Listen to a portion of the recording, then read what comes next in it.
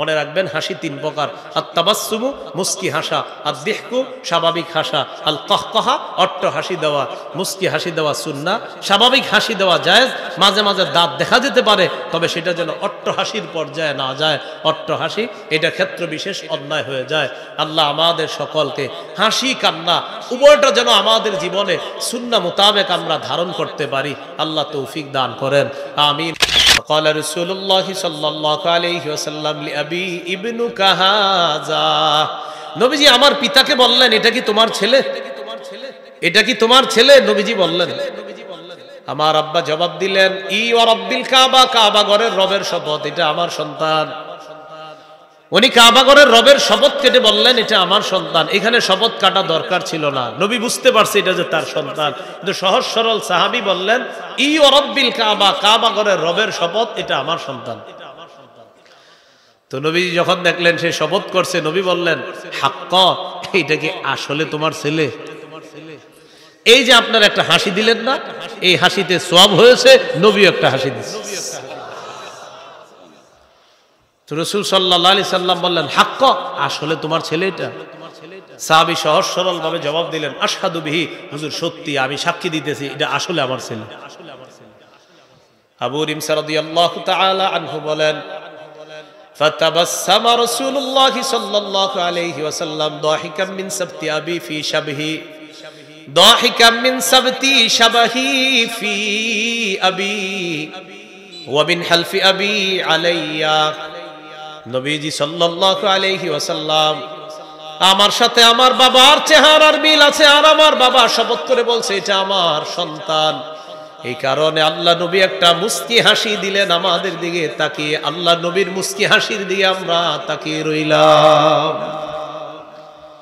হাদিসের শেষে আল্লাহ নবী বলেন ইন্নাহু লা ইয়াজনি আলাইকা ওয়ালা তাজনি আলাই। নবীজি বলেন শোনো, তোমাদের দুইজনের চেহারা মিল আছে, তার গুনাহ তুমি বহন করবা না, আর তোমার গুনাহ সে বহন করবে না। এরপর কোরআনের একটা আয়াত আল্লাহ নবী তেলাওয়াত করলেন, ওয়ালা তাজিরু ওয়াজিরাতু বিজরা উখরা। রাসূলুল্লাহ সাল্লাল্লাহু আলাইহি সাল্লাম আয়াত তেলাওয়াত করে বললেন সেদিন কোন বোঝা বহনকারী কারো পাপের বোঝা বহন করবে না। সেদিন তোমার চেহারার সাথে তার চেহারার মিল আছে, তো মিল থাকার কারণে মনে করবা না যে তোমার গুনাহ সে বহন করবে, টাপটা তুমি বহন করবা, এমনটা হবে না। হাদিসের শেষে এই শিক্ষা দিলেন। আর হাদিসে আল্লাহ রাসূল সাল্লাল্লাহু আলাইহি সাল্লাম একটা মুস্কি হাসি দিলেন, যেটা হাদিস থেকে আমরা শিখতে পাইলাম। বিসমিল্লাহির রহমানির রহিম।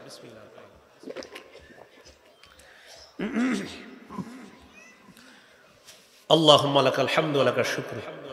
এইগুলো রাসূল সাল্লাল্লাহু আলাইহি সাল্লামের মুস্কি হাসি। এবার আমরা জানবো অন্যের দিকে তাকায় নবীজি সাল্লাল্লাহু আলাইহি সাল্লাম হাসি দিতেন। সহিহ বুখারীর বর্ণনা 3822 নম্বর হাদিস। এই হাদিসের বর্ণনাকারী জারীর ইবনে আব্দুল্লাহ রাদিয়াল্লাহু তাআলা তিনি বলেন মা হাজাবানি রাসূলুল্লাহ সাল্লাল্লাহু আলাইহি ওয়াসাল্লাম মুনযু আসলামতু ওয়ালা রাআনি ইল্লা দাহিকা।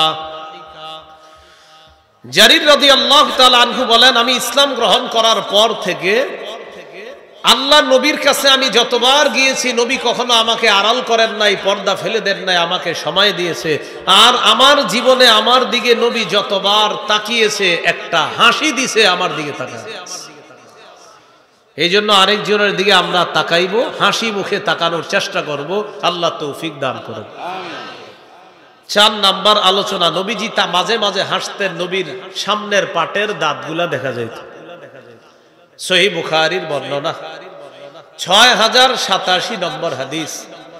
এই হাদিসটা মন দিয়ে শুনেন, হাদিসের শেষের দিকে আপনাদেরও হাসি উঠবে দেখবেন। এক সাহাবী রাসূল সাল্লাল্লাহু আলাইহি সাল্লামের কাছে আসছে, আসার পর বললেন হালাকতু ওয়াকাতু আলা ইমরাআতি ফি রমাদান ইয়া রাসূলুল্লাহ। হুজুর, রমজান মাসে আমার বিবির সাথে এমন একটা কাজ হয়ে গেছে যেই কাজটা রমজানে বিবির সাথে হওয়া বৈধ নয়, এমন একটা ঘটনা আমার দ্বারা রমজানে ঘটে গেছে, আমি এখন কি করব? রাসূলুল্লাহ সাল্লাল্লাহু আলাইহি সাল্লাম বললেন আ'তিক রাকাবা, একটা গোলাম আযাদ করে দাও, আল্লাহ তোমারে মাফ করে দিবে। সাহাবী জবাব দিলেন লাইসা লি ইনদি, গোলাম আযাদ করার মতো আমার সামর্থ্য নাই। নবীজি বললেন সুম শাহরাইনি মুতাতাবিআইন, তাহলে টানা 2 মাস রোজা রাখবা, 60টা রোজা, মাঝখানে একটাও ভাঙতে পারবা না। সাহাবী জবাব দিলেন লা আস্তাতিউ হুজুর, 60টা রোজা রাখার মতো সামর্থ্য আমার নাই, আমি মাজুর মানুষ। এবার আল্লাহ নবী বললেন ফাতিম 60 মিসকিনা, তাহলে 60 জন মিসকিনকে তুমি খাওয়া দাও। সাহাবী জবাব দিলেন লা আজিদু ইয়া রাসূলুল্লাহ, হুজুর এটা তো আরো আগে অসম্ভব, এত টাকা পয়সা আমার নাই। গোলাম আজাদ করো, কয় পারবো না। 60টা রোজা রাখো, হুজুর আমি মাজুর মানুষ। তাহলে 60 জন অসহায় মানুষকে খাওয়াও, হুজুর এতগুলা মানুষকে খাওয়ানোর সামর্থ্য আমার নাই।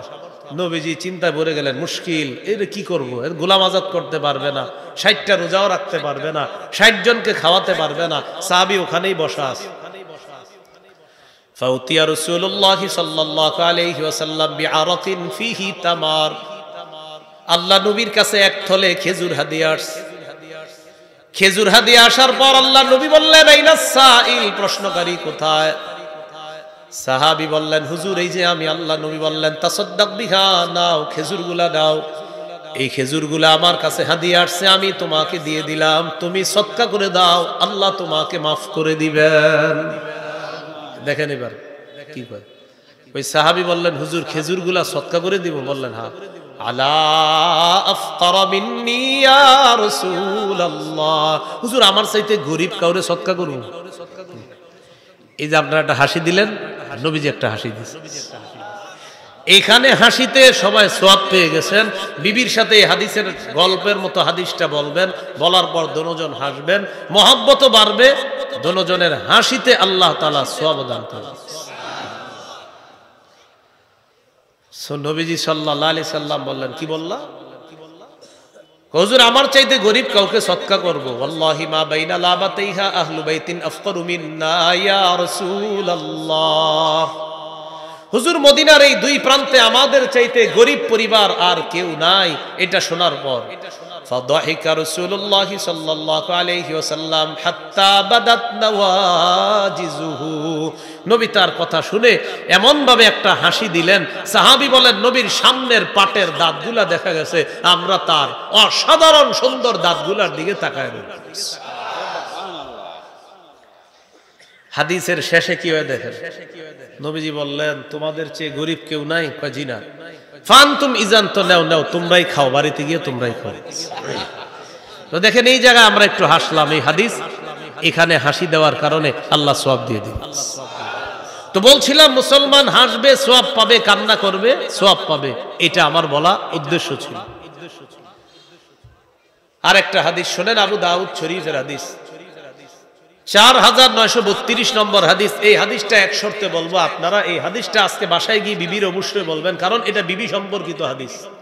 বলবেন নি ইনশাআল্লাহ? সবাই ইনশাআল্লাহ বলছেন কেন? সবার বিবি আছে, মানে বিয়ে করার পর বলবেন, এই তো ঠিক আছে। যারা বিয়ে করেন না আল্লাহ বিয়ে করার তৌফিক দান করেন। অবিবাহিত যারা আছেন তাদের মা বাবারে আল্লাহ বুঝ দান করেন। আমিনের মিটার অনেক বেশি মনে হচ্ছে। 4932 নম্বর হাদিস, আবু দাউদের, নবীজি খায়বার অথবা তাবুক যুদ্ধে গেছে। খুব মন দিয়ে শুনেন, তাবুক যুদ্ধ অথবা খায়বার যুদ্ধ থেকে নবী ফিরে আসছে, আসার পর বাসায় ঢুকছে। ওয়াফি সাহওয়াতিহা সিতরুন, বাসার মধ্যে তাক আছে, তাক চিনি না আমরা? তাক, এই তাক, তাকের সামনে পর্দা দেওয়া, পর্দা। ফাহাব্বাত রিহুন ফাকাশাফা নাহিয়াতাস সিতরি, বাহির থেকে একটা বাতাস আসছে, আসার পর ওই তাকের সামনের পর্দাটা সরে গেছে। পর্দা সরে যাওয়ার পর আল্লাহ নবী তাকায় দেখেন আন বানাতিন লিআইশা তালুআবিন, পর্দার পিছনে আম্মা জান আয়েশা সিদ্দিকা রাদিয়াল্লাহু তাআলা আনহার কিছু খেলনা দেখা যায়। পর্দার পিছনে কি? আম্মা জান আয়েশা সিদ্দিকা রাদিয়াল্লাহু তাআলা আনহার খেলনা। নবীজি বললেন আয়েশা, আমি তো তাবুক, নবীজি খায়বার অথবা তাবুক যুদ্ধ থেকে আয়েশা এটা দেখলেন আর কি। তো দেখার পর নবীজি বললেন আয়েশা এগুলো কি? আম্মাজান জবাব দিলেন বানাতি, এগুলো আমার মেয়ে। কি বললেন? এগুলো আমার মেয়ে। আম্মাজানের বয়স ছিল কম, ছোট মানুষ ছিলেন, তো বললেন এগুলো আমার মেয়ে। তো নবীজি বললেন আচ্ছা ঠিক আছে, এগুলো তোমার মেয়ে। মেয়েদের মাঝখানে ওইটা কি? একটা ঘোড়া আছে, কাপড় দিয়ে বানানো ঘোড়া, ওই ঘোড়াটা হলো আপনার খেলনাগুলার মাঝখানে। তো মজার ব্যাপার হলো এই ঘোড়ার দুইটা ডানা আছে। আপনারা বলেন তো ঘোড়ার কি ডানা হয়? তো ঘোড়ার কি আছে? দুইটা ডানা আছে। তো নবীজি বললেন, আয়েশা মা আরা হাদাল্লাযী ওয়াস্তাহুন্না, ওই তোমার খেলনাগুলার মাঝখানে ওইটা কি? আম্মা জান বললেন, এটা চিনেন না, এটা ঘোড়া। নবীজি বললেন, হ্যাঁ আমিও তো বুঝছি ঘোড়া, ফারাসুল্লাহু জানাহান, ঘোড়ার কি আবার দুইটা ডানা হয় আয়েশা? তা আম্মা জান বলেন যে আমি একটা শিশু সুলভ জবাব দিছি। কি বললাম নবীজিকে? আমি বললাম, আমা সামিআতা আন্না লিসুলাইমানা খাইলান লাহা আজনিহা, ইয়া রাসূলুল্লাহ আপনি কি শুনেন না, সুলাইমান নবীর একটা ঘোড়া ছিল, ওই ঘোড়ার অনেকগুলা ডানা ছিল, আমার ঘোড়ার তো মাত্র দুইটা ডানা। সুলাইমান নবীর একটা ঘোড়া ছিল, ওই ঘোড়ার অনেকগুলা ডানা ছিল, আমার ঘোড়ার কয় ডানা? আম্মা জান বলেন, আমার শিশু সুলভ জবাব শোনার পর ফাদাহিকা রাসূলুল্লাহ সাল্লাল্লাহু আলাইহি ওয়াসাল্লাম হাত্তা বাদাত নওয়াজিজুহু, আল্লাহ নবী একটা হাসি দিলেন। আম্মা জান বলেন, আমি তাকায় দেখলাম আল্লাহ নবীর সামনের পাটের দাঁতগুলা দেখা যায়। এই হাদিস শোনানোর পর আপনি আর আপনার স্ত্রী যখন হাসি দিবেন, দুজনের মহব্বত বাড়বে, আল্লাহ সওয়াব দিবেন। সুবহানাল্লাহ। আপনারা তো অন্য ধরনের গল্প করেন, সারাদিন বাহিরে কি দেখছেন, আর উনি সারাদিন কত নাম্বার পর্বটা দেখছেন। তো এটা কি সওয়াব হয় না গুনাহ হয়? আর আমি যেগুলা বললাম এইগুলা আলোচনা করার পর হাসলে সওয়াব হবে না গুনাহ হবে? তো বলছিলাম মুসলমানের কান্না হবে সওয়াবের জন্য, মুসলমানের হাসি হবে সওয়াবের জন্য। মনে থাকবে তো প্রিয় ভাইরা ইনশাআল্লাহ? আর একটা হাদিস শুনেন, সহিহ মুসলিমের বর্ণনা 1478 নম্বর হাদিস। এই হাদিসটিও মন দিয়ে শুনেন। নবীজি সব বিবিদের সাথে রাগ করছে, অভিমান করছে, অভিমান করে কথা বলতেছে না। এমন রাগ করছে, রাগ করে ঘরের দরজা বন্ধ করে ভিতরে বসে রয়েছে। সাহাবায়ে কেরাম সবাই নবীজির ঘরের দরজার সামনে বসা, কারণ নবীজি বের হচ্ছে না। যেই সময় সাহাবীদের সাথে সাক্ষাৎ করে ওই সময় নবীজি ঘর থেকে বের হচ্ছে না। তো একটা কথা মনে রাখবেন, সাহাবায়ে কেরামের জীবনের শ্রেষ্ঠ মুহূর্ত হলো আল্লাহ রাসূলকে দেখতে পাওয়া। সুবহানাল্লাহ। একটু মাথায় আনেন দৃশ্যটা। নবীজির ঘরের দরজা বন্ধ করে নবী ঘরের ভিতরে বসা, সাহাবায়ে কেরাম সবাই দরজার সামনে বসা, আর দরজার পাহারা দেওয়ার দায়িত্বে আছেন সাদ ইবনে আবি ওয়াক্কাস রাদিয়াল্লাহু তাআলা। কাউরে ঢুকতে দিচ্ছে না। আবু বকর সিদ্দিক রাদিয়াল্লাহু তাআলা আনহু। সুবহানাল্লাহ। দাখালা আবু বকর রাদিয়াল্লাহু তাআলা আন ইস্তাযিনু আলা রাসূলিল্লাহি সাল্লাল্লাহু আলাইহি ওয়াসাল্লাম। আবু বকর সিদ্দিক রাদিয়াল্লাহু তাআলা আনহু আসার পর অনুমতি চাইতেছে। ঘরের মধ্যে সংবাদ পাঠানো হলো, ইয়া রাসূলুল্লাহ আপনার সাহাবী আবু বকর অনুমতি চায়। ফাউজিনা লি আবি বকরিন, আবু বকরকে অনুমতি দেওয়া হলো। নবী বললেন, আবু বকরকে ঘরে আসতে দাও। সুবহানাল্লাহ। তো আবু বকর সিদ্দিক ঘরে ঢুকছে। একটু বড় ওমর ফারুক রাদিয়াল্লাহু তাআলা আনহু আসার পর দেখে সাহাবীরা আল্লাহ নবীর ঘরের দরজার সামনে বসা। দাখালা উমর ইস্তাযিনু আলা রাসূলিল্লাহি সাল্লাল্লাহু আলাইহি ওয়াসাল্লাম। ওমর ফারুক আসার পর আল্লাহ নবীর কাছে অনুমতি চায়, আমি ভিতরে ঢুকতে চাই। ইয়া রাসূলুল্লাহ উমর আসছে, আপনার কাছে অনুমতি চায়, ভিতরে ঢুকার অনুমতি আছে কিনা? নবীজি বললেন, ওমরকেও অনুমতি দিয়ে দাও। সুবহানাল্লাহ। ওমরকেও অনুমতি দাও। ফাউজিনা লি উমর, ওমর ফারুক রাদিয়াল্লাহু তাআলা আনহুকেও অনুমতি দেওয়া হয়েছে। তো ওমর ফারুক রাদিয়াল্লাহু তাআলা আনহু ঢুকছে। এবার বলেন তো ভিতরে কয়জন সাহাবী আছে? নবীজি, আবু বকর আর ওমর। আবু বকর ওমর ভিতরে যাওয়ার পর আম্মা জানরা যারা ছিলেন তারা পর্দার ওপাশে চলে গেলেন। ওমর ফারুক ভিতরে ঢোকার পর বললেন, লাকুলান্না শাইআন, এখন এমন একটা কথা বলবো, উদহিকুন নবিয়্যা সাল্লাল্লাহু আলাইহি সাল্লাম, যেই কথা বইলা নবীরে হাসায় দিন। সুবহানাল্লাহ। নবীজির মন খারাপ, চুপ করে আছে, কারোর সাথে কথা বলে না। ওমর ফারুক আগে বিষয়টা জানছে কি, যে আম্মা জানরা ভরণ পোষণ চাইছে নবীজির কাছে, যে হুজুর ইসলামের তো এখন জয় জয়কর অবস্থা, আমাদেরকে কি একটু কাপড় চোপড় তেল সাবান দেওয়া যায় না? এরকম চাইছে কেন? এই জন্য নবীজি কষ্টে অভিমানে রাগ করে আছে। তো ওমর ফারুক রাদিয়াল্লাহু তাআলা আনহু ভিতরে গিয়ে বললেন, এখন এমন একটা কথা বলবো যেই কথায় নবীজির হাসায়া দিব। ওমর ফারুক বললেন, লাউ রাআইতা বিনতা খারিজাতা ইয়া রাসূলুল্লাহ, হুজুর আপনি যদি খারেজার মেয়েকে দেখতেন, আমার শ্বশুরের মেয়েকে যদি আপনি দেখতেন, শ্বশুরের মেয়ে সম্পর্কে কি হবে? স্ত্রী। আমার শ্বশুরের মেয়ে মানে সম্পর্কে কি হবে? স্ত্রী। হুজুর আপনি যদি আমার শ্বশুরের মেয়েরে দেখতেন, তার মানে অর্থাৎ আমার বিবিরে যদি দেখতেন। নবীজি তাকাইছে, কি হয়েছে? হুজুর সালাতনিন নাফকা, আমার শ্বশুরের মেয়ে আমার কাছে শুধু ভরণ পোষণ চায়। নবীজি রাগ করছে কি নিয়ে? ভরণ পোষণ চাওয়ানি। তো ওমর ফারুক বিষয়টা যাই না, আয়েশা বলতেছে, হুজুর আমার শ্বশুরের মেয়েরে যদি দেখতেন, আমার কাছে শুধু ভরণ পোষণ চায়। নবীজি বললেন তারপর?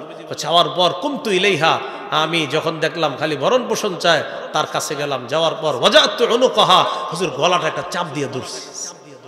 এই যে আপনারা হাসি দিচ্ছেন, নবীজিও হাসি দিচ্ছে।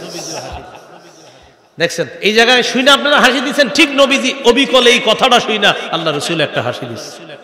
এর মানে বোঝা যায় আমাদের তবিয়তটা তৈরি হয়েছে এইভাবে যে মুসলমান সঠিক জায়গায় হাসতে পারে।